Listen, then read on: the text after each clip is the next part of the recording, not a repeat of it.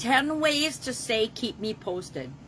This is asking me to rotate my device because I think it wants me to film in portrait mode, which I'm not going to do. So I'll probably have sideways videos again today because Facebook and technology keeps changing and I am not keeping up with it quite fast enough.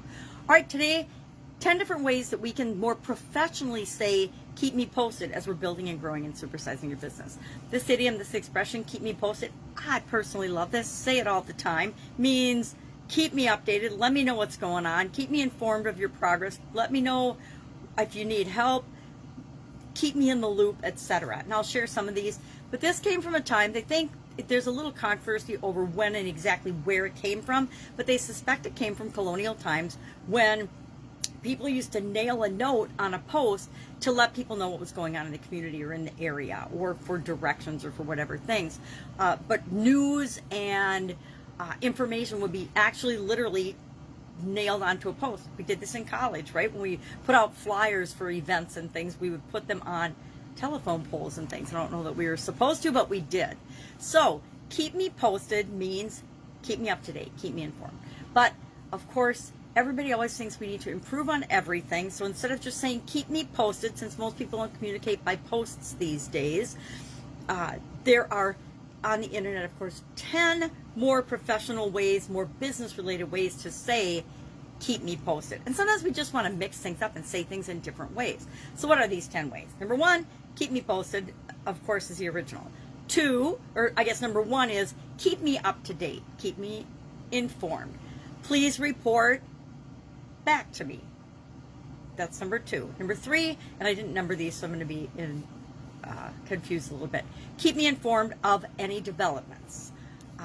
Brief me regularly about the situation is a good way to say it. Notify me for any changes or of any changes. Let me know. It's a pretty simple one.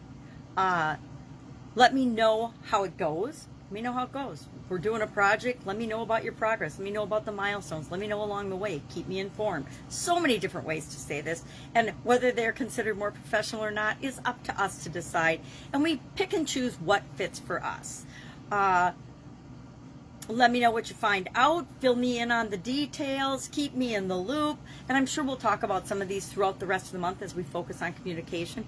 But I would like to know today, what is your favorite way? What way do you catch yourself using the most to say, hey, I want to know what's going on. Keep me up to speed. Keep me informed. Keep me posted, etc. Share in the comments below. I shared mine is keep me posted. I just say, come on, kids, keep me posted on what you're doing. You know, send me your live link of on your bike ride, etc. So that's our idiom for today. That's our communication-related idiom for today to coincide with the annual challenge. If I can help you in any way, ask if there's a communication-related idiom. We would love to know, what does it mean? Where did it come from?